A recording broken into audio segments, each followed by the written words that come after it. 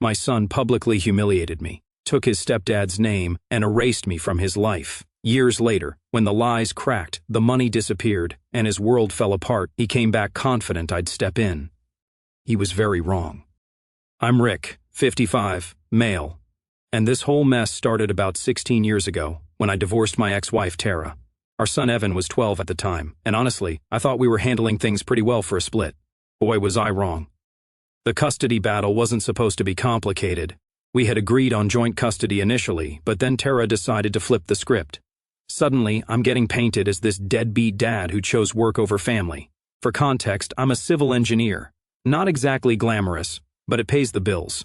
My job requires me to be on site for infrastructure projects, sometimes out of town for weeks at a time. It's not like I was partying in Vegas. I was literally building bridges and water treatment facilities. Tara spun this narrative in court that I was emotionally unavailable and prioritized career advancement over parenting responsibilities. Her lawyer made it sound like I was some corporate shark climbing ladders instead of a guy who worked overtime to keep our family financially stable. The judge bought into it partially, and I ended up with every other weekend plus some holidays. Then Greg showed up. This dude was everything I wasn't. Flashy car, designer clothes, always talking about his ventures and investments. I never got a straight answer about what he actually did for work, but he had money to throw around. While I was picking Evan up in my work truck, still dusty from job sites, Greg was rolling up in a BMW, talking about weekend trips to ski resorts. The first red flag should have been when Evan started showing up to my place with a brand new attitude about my job. Kid used to think it was cool that I built the stuff he saw around town. We'd drive past a bridge I'd worked on, and he'd point it out to his friends. My dad built that. Made me proud as hell. I tried bringing up how he used to think my job was cool. You used to brag to your friends about the bridges I built, I told him. He snapped back without even looking up from his phone.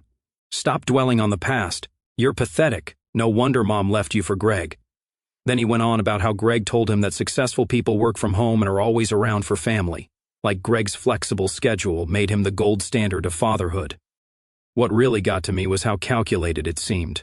Evan would show up for visits already in a bad mood, like someone had been feeding him reasons to be pissed off before he even walked through my door. I'd plan activities we used to enjoy together, and he'd spend the whole time talking about how much better Greg's version would be. Greg had this way of inserting himself into every conversation. I'd pick Evan up for our weekend, and Greg would walk out to the car to say hi. Always had some comment about my truck needing a wash, or how he just booked a vacation that sounded amazing. Real subtle stuff that made it clear he thought he was upgrading Evan's situation. I started keeping a notebook of the stuff Evan would say during visits, thinking maybe I could figure out patterns or triggers. Most of it was standard teenage attitude, but some comments were too specific to be coincidental. He'd mention things about my personality or parenting style that sounded like adult observations, not kid complaints. "You're just not really a people person, Dad," was one that stuck with me. 12-year-old Evan had never talked like that before. It sounded exactly like something Tara would say during one of our fights. Then the missed calls started. I'd call to say goodnight on weekdays, and suddenly Evan was in the shower or doing homework or at practice. Tara would text me these updates like she was doing me a favor, but the timing was always convenient. Too convenient. I tried talking to other divorced dads at work about it, but most of them had different situations. Either they had more cooperative ex-wives, or their kids were older when the split happened. Nobody had dealt with the systematic replacement thing I was seeing. My buddy Carlos suggested I document everything. Times when Evan seemed coached, specific things he said that didn't sound like him, patterns in his behavior. Looking back, that was probably good advice, but I was still hoping the whole thing would blow over naturally. By the time Evan turned 16, our relationship was hanging by a thread. The final gut punch came when he turned 18 and legally changed his last name from mine to Greg's. Didn't even give me a heads up. I found out when his graduation announcement showed up in the mail with Evan Morrison instead of Evan Richardson. That hit different, man. The name change felt like getting punched in the stomach while someone smiled at you. 18 years of being his father. And he replaced my name with some guy who'd known him for 6 years. I kept that graduation announcement in my desk drawer for months, just staring at his new surname like it was written in a foreign language. I kept trying for another year or so, but every attempt was met with cold shoulders or outright hostility. Phone calls went to voicemail. Texts got one-word responses or nothing. Birthday and Christmas gifts went unacknowledged. I finally realized I was fighting a war I'd already lost years ago. The breaking point was Thanksgiving. I'd cooked his favorite meal, had the table set, even bought tickets to a game I knew he wanted to see. But he never showed. After an hour, I called to ask where he was. His voice was flat, almost irritated. "I'm with my family, Rick. Dad got us better tickets. You'll be fine." That was it. No apology, no explanation. Just a clear reminder that in his mind, Greg was Dad and I was just Rick. After that, I stopped calling, stopped texting, stopped trying. What's the point of chasing someone who clearly doesn't want you around? Some might call it giving up, but I call it accepting reality. You can't force a relationship with someone who's been programmed to see you as the villain in their story. Fast forward to years of radio silence. Not a single word from Evan.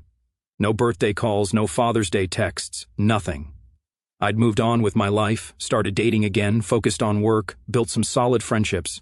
Honestly, it was peaceful not constantly worrying about when the next rejection was coming. During those years, I heard bits and pieces through acquaintances about Evan's life.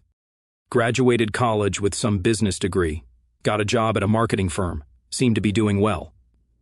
Greg was still throwing money around, taking the family on European vacations and buying Evan a car for graduation. From the outside, it looked like the perfect replacement family setup had worked exactly as planned. I won't lie. There were times I wondered if I'd made the right choice by backing off completely, usually happened around holidays or when I'd see other fathers with their adult kids. But then I'd remember that last Thanksgiving, and how Evan looked at me like I was some stranger he had to tolerate, and the doubt would pass. Then 2024 happened, and everything went sideways for Greg's little empire. Turns out all those investment, opportunities, and business ventures Greg was always bragging about were actually one massive contractor fraud scheme. Dude was taking deposits for construction projects, using the money to fund his lifestyle, then declaring bankruptcy when it came time to actually do the work.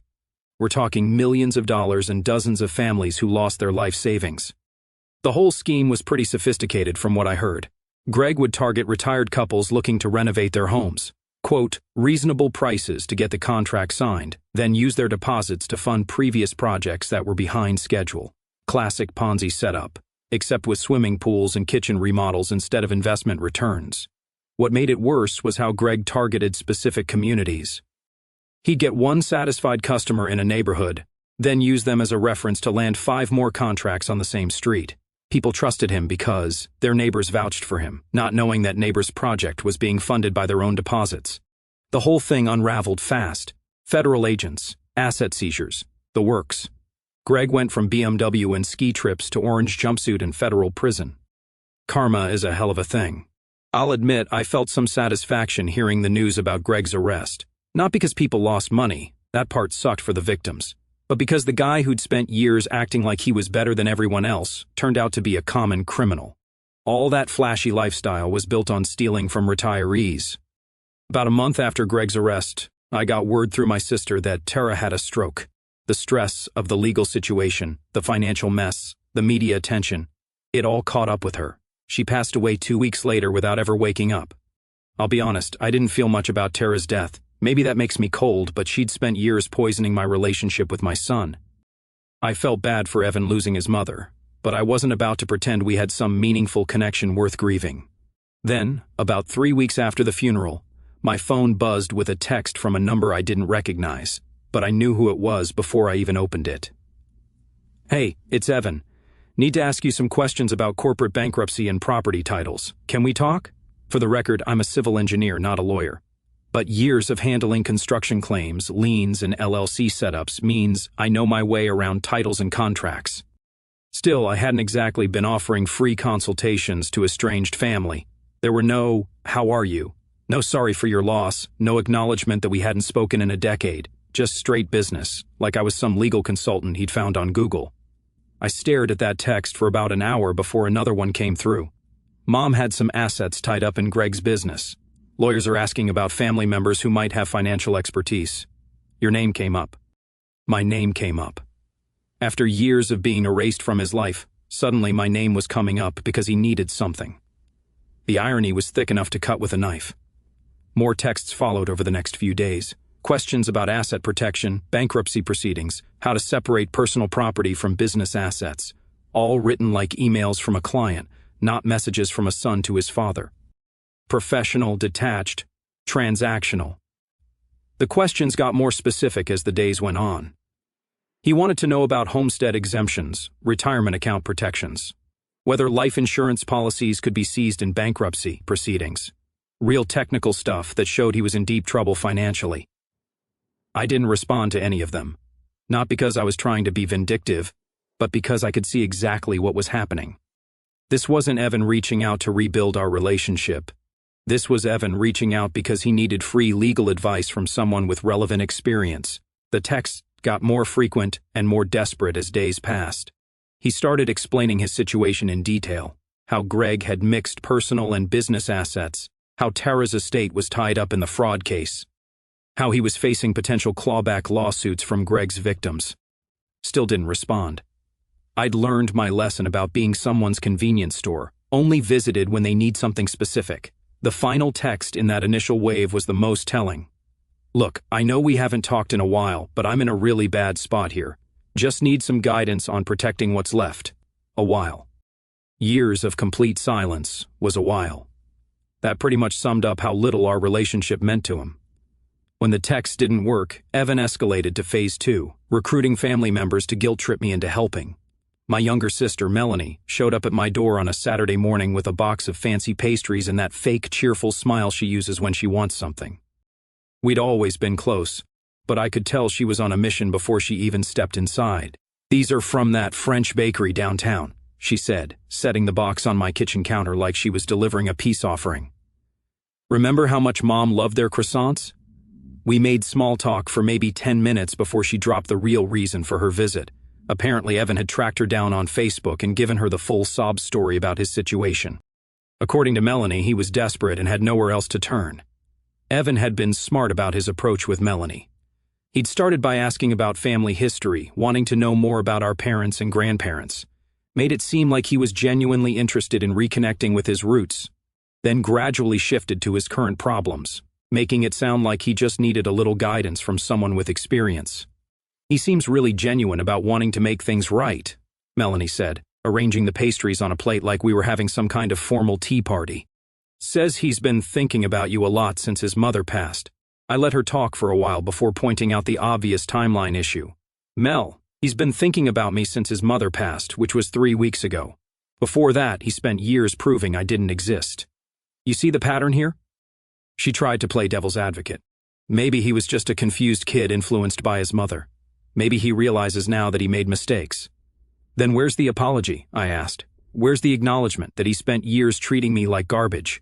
His first contact was asking for business advice, not trying to make amends.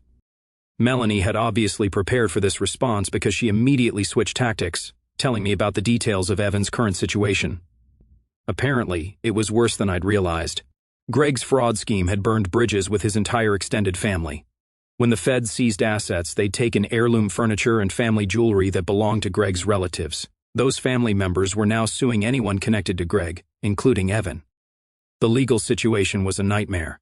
Greg had put Evan's name on several business accounts and property titles, supposedly to help him build credit and learn about investments. In reality, it was probably to hide assets from potential creditors. Now Evan was getting dragged into the criminal investigation as a potential co-conspirator. The kid was drowning in debt from legal fees, had lost his job due to the media attention, and was living in some studio apartment across town.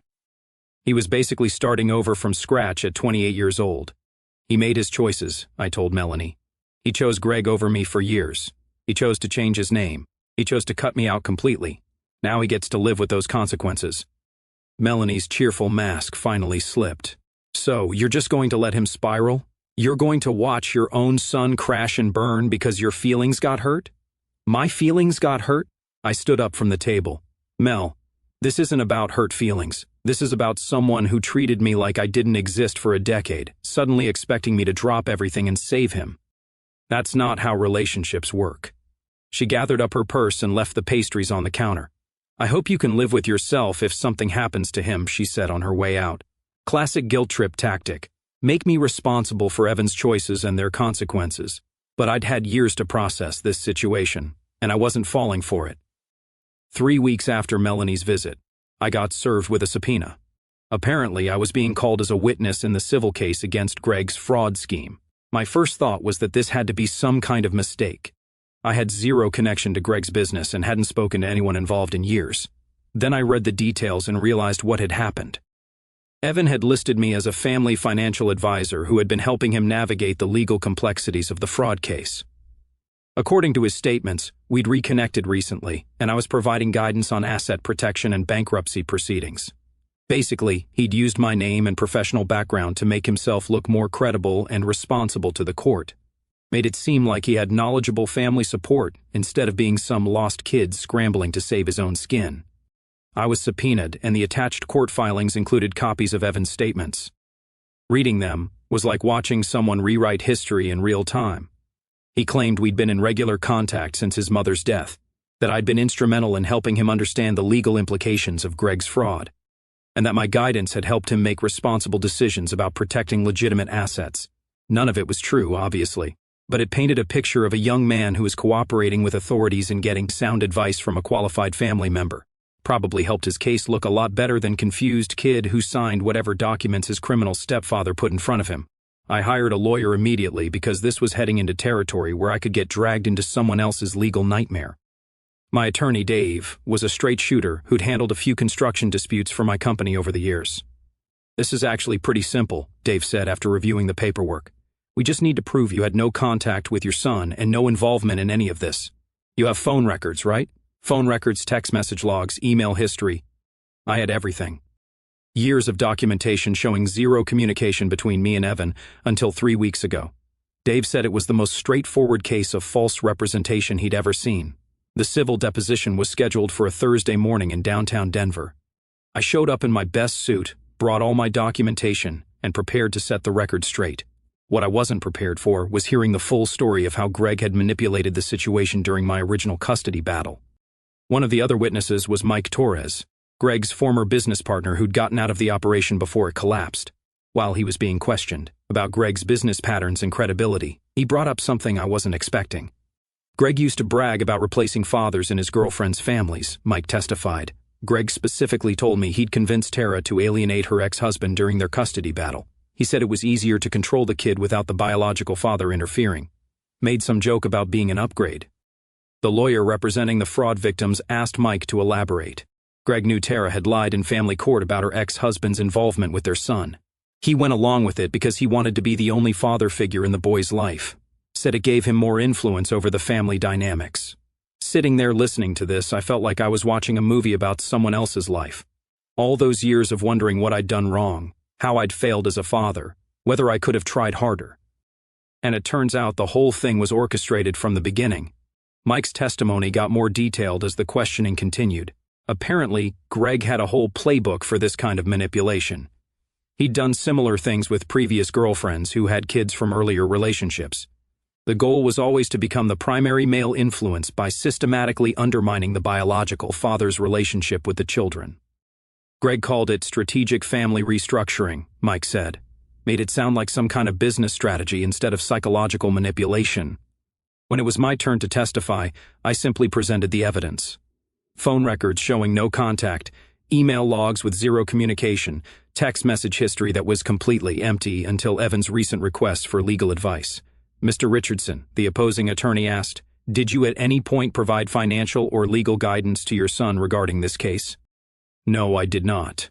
I haven't spoken to my son in years until he texted me 3 weeks ago asking for free legal advice." "And did you respond to those requests?" "No, I did not. The whole deposition took about 2 hours. Afterward, Dave confirmed what I already knew. I was completely clear of any involvement in the fraud case, and Evan's claims about our recent reconnection were easily disproven, but the damage was done in terms of how I viewed the situation. Evan hadn't just reached out because he was desperate. He'd actively used my name and reputation to try to improve his standing in a legal proceeding. He'd lied to lawyers and courts about our relationship status to benefit himself. That crossed a line from pathetic to unethical. A month after the deposition, I was hosting a small BBQ for some neighbors and work friends. Nothing fancy, just burgers and beers in my backyard on a Saturday afternoon, maybe 12 people total, including a couple families with kids. I was manning the grill, talking shop with my neighbor Jim about a water treatment project we were both working on when I heard a voice behind me that I hadn't heard in person for over a decade. "Dad." I turned around and there was Evan standing at my back gate with a woman I didn't recognize and a toddler in a stroller. He looked older, obviously, but also stressed, thinner than I remembered, with dark circles under his eyes that made him look exhausted. "Evan, I didn't move from the grill. What are you doing here?" "I was in the neighborhood and saw the cars. Thought maybe we could talk." The woman with him looked uncomfortable, like she didn't want to be there. The kid in the stroller was maybe 2 years old, blonde hair, big eyes, completely oblivious to the tension. "This is Sarah," Evan said, gesturing to the woman, "and this is Emma, my daughter, your granddaughter." The thought hit me weird because I'd never considered that possibility. In years of zero contact, I'd never wondered if Evan had kids, if I had grandchildren I'd never met. Sarah was clearly new to this situation. She kept looking between me and Evan like she was trying to figure out what the hell was going on. Probably got fed some sanitized version of our family history where Dad was just hard to reach or busy with work. But before I could process that fully, Evan made a move that still pisses me off when I think about it. He walked over to Jim and his wife Karen, who were sitting at my patio table with their drinks, and introduced himself. "Hey, I'm Evan, his son," he said, pointing at me. "This is my girlfriend Sarah, and my daughter Emma. Emma, can you say hi to Grandpa?" The kid waved from her stroller and said something that might have been hi or might have been gibberish. Jim and Karen immediately went into grandparent mode, talking about how cute she was and asking how old she was.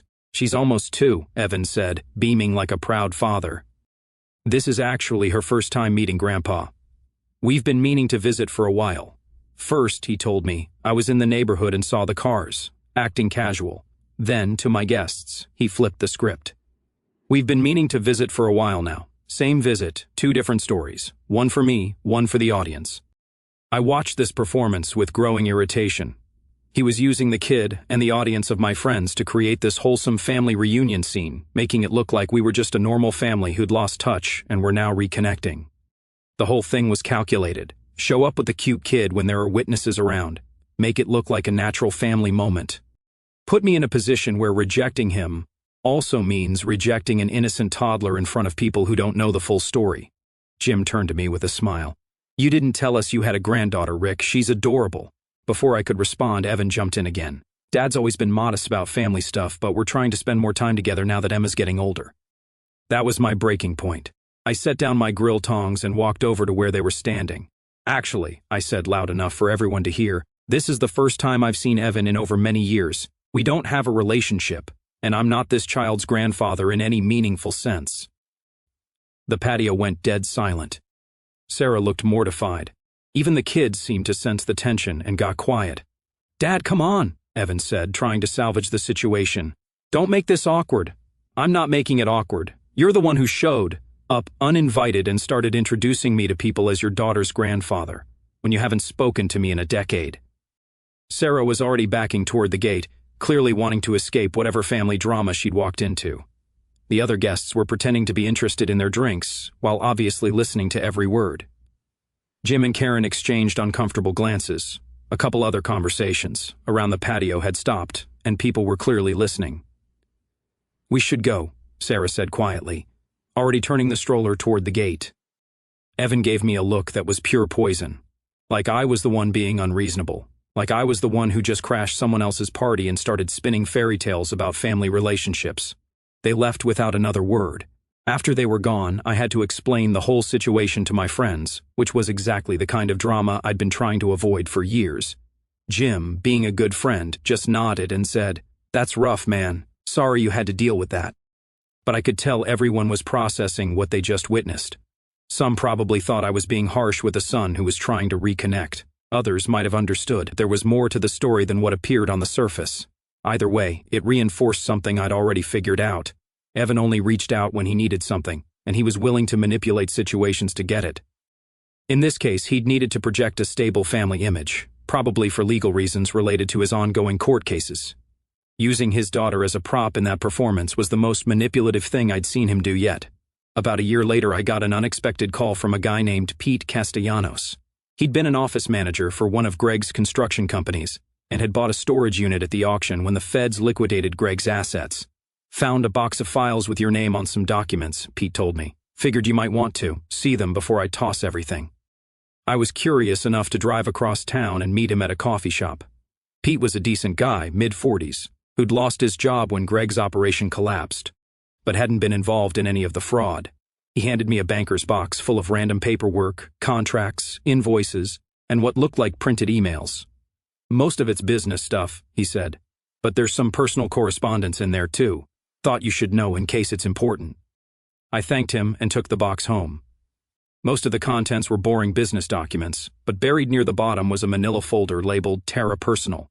Turns out Greg had printed these emails at the office years ago, probably so he could coach Tara in person, during work hours without leaving a trail on her end, and they ended up mixed in with company files that were boxed up and sent to the storage unit. Inside were printed email chains between Tara and Greg dating back to my custody battle. Reading those emails was like watching a masterclass in manipulation and psychological warfare. The earliest email was from Tara to Greg, dated about 6 months after Greg started dating her. She was asking for advice on how to minimize Evan's attachment to his father during the custody transition. Greg's response was detailed and calculated. He suggested a strategy of making my visits less appealing by scheduling conflicting activities, encouraging Evan to bring friends to my house to create distractions, and gradually reframing my work travel as abandonment. But the worst part was how they coordinated Evan's testimony for the custody modification hearing. Tara had written detailed scripts for Evan to memorize about feeling unsafe and neglected during our visits. Greg coached him on specific phrases to use that would sound convincing to a family court judge. One email from Greg to Tara made my stomach turn. "The kid's getting good at this. Had him practice the 'dad cares more about work than me' line until it sounded natural. Judge will eat it up." They'd turned my 12-year-old son into an actor in their courtroom drama, teaching him to lie about our relationship to serve their agenda. The email chain continued, for years documenting their ongoing efforts to alienate Evan from me. They celebrated small victories.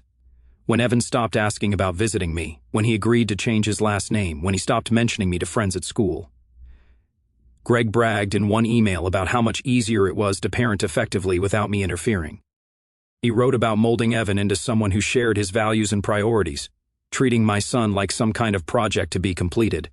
There were specific instructions about handling my attempts to maintain contact. Tara was supposed to screen all phone calls and make excuses for why Evan couldn't talk. If I suggested activities for our weekends together, she would pre-plan conflicting events that sounded more appealing. "Key is to make him think his dad is boring and unreliable," Greg wrote in one email. "Kid will naturally gravitate toward whoever makes his life more exciting." They even had strategies for handling gifts I sent. Instead of just keeping them, they would wait a few days and then have Evan donate them to charity, explaining that he didn't really need more stuff and preferred to help less fortunate kids.